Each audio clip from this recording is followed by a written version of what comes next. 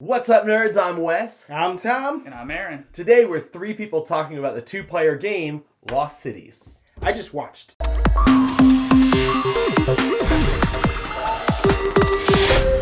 Lost Cities is a two-player card game where you're going head-to-head, collecting sets of cards and playing them one at a time, trying to outsmart your opponent and collect a lot of points. I don't know what the real, the strat. It's very abstract feeling. Like, you're going to all these, lost cities. There's, Atlantis and, what was this one? The El pyramids? That's pyramids. pyramids. It's El Dorado. This is, Do you see No. this giant pyramid? 3D triangle? That's definitely Gravity Falls. Oh, I know lots of things. This is like Valhalla, it looks like, because it's all... It's just you know snowy. what? That's not a lost city. The lost city of snow? It's You're- what the hell is this? Freaking The Lost Vormir. City of Pandora? Space It's Aliens. yeah, it's Vormir. Oh no. Was that a Anyways, spoiler? No. So he's right that the theme is kind of non-existent. It's one of those themes that's just like accept it. What are we doing this game? You're doing this. How is that doing this? Just shut up. And it is kind of like playing solitaire because you're just trying to get rows going up. You don't have to get every single one, but what he has over here, the only way that affects me is he has a blue 6. There's only one blue 6 in the deck. I'm never going to get it. But there's not I'm playing stuff over there and he's playing stuff over here and he's playing instants and all kinds of crazy stuff. It's kind of like you're doing your thing and I'm doing my thing. Essentially, it's a math game that you're trying to beat. Every row that you play a single card in is instantly worth negative 20 points.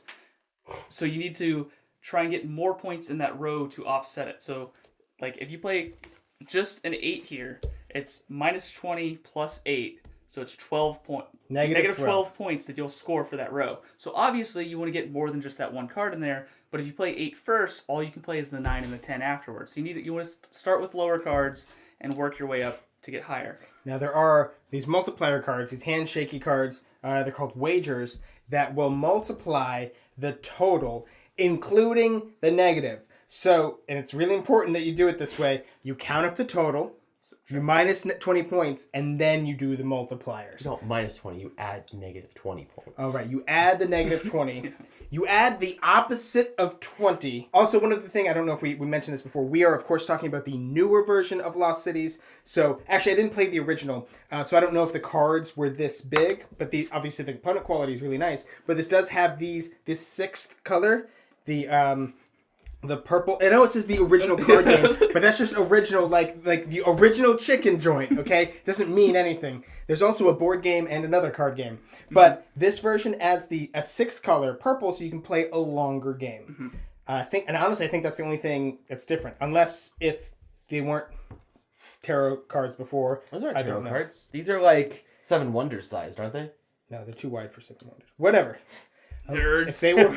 I do think that negative 20 is a really unique thing they do because it really makes you you're committing to, I'm going to start this and I have to get at least this many cards. And especially towards the end of the game, you kind of want to count how many cards are left in the deck because every turn you have to play a card and you have to draw a card. Now, you're allowed to play a card to these discard piles. There's a green discard pile and a blue discard pile.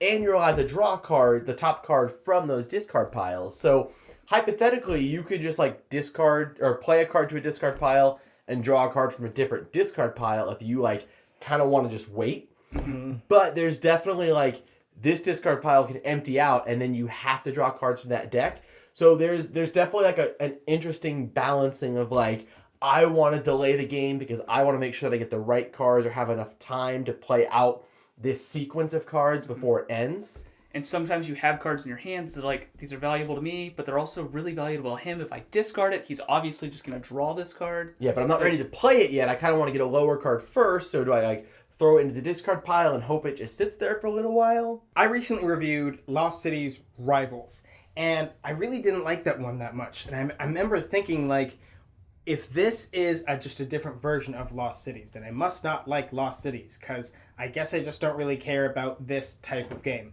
Lost Cities Rivals had a bidding aspect where instead of, drawing cards and trying to play them you were still trying to play them into rows, but they got flipped out into this giant tableau of cards, and then you bid on them, and then you took whatever you wanted and made the rows however you wanted. And I thought that was really lame because the bidding was kind of lame and whatever.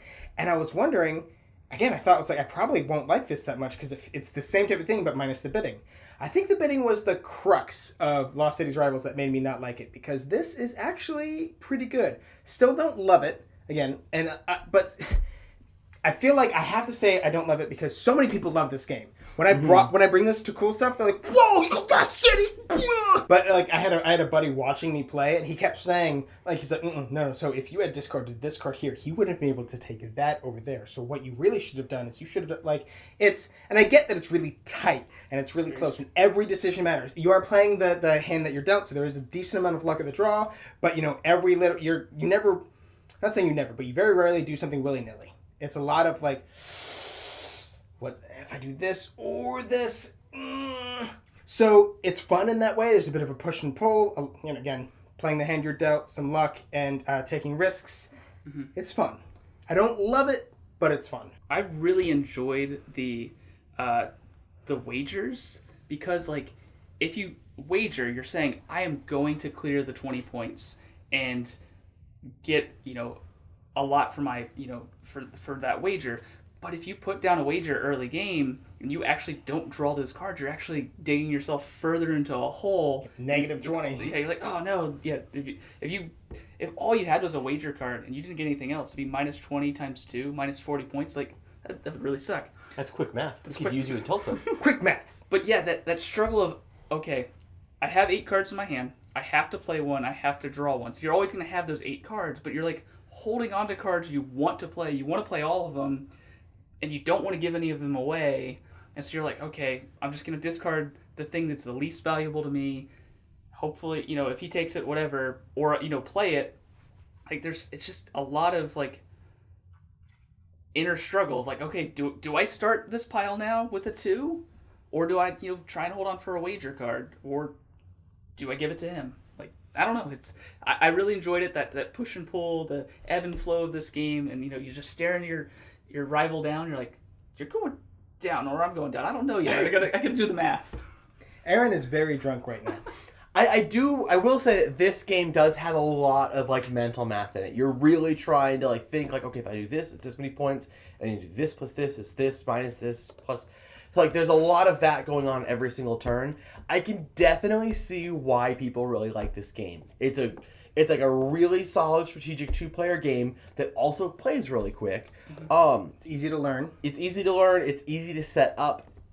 I think that in terms of like 2-player games, it's definitely not like I don't get quite the hype for it. I think it's a solid 2-player game. There's so many other 2-player card games I would rather play, but I think that's also because like one, this is an older game, so maybe this existed before a lot of those cards. I think this is the games 10-year anniversary.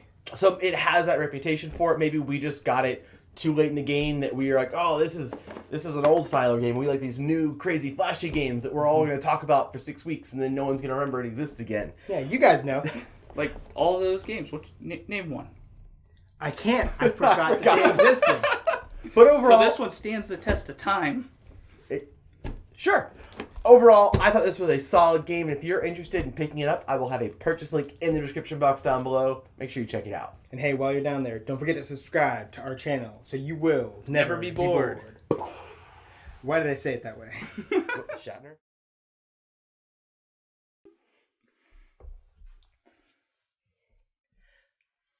We don't have to pause. Oh, we don't. It's It's not actually bouncing.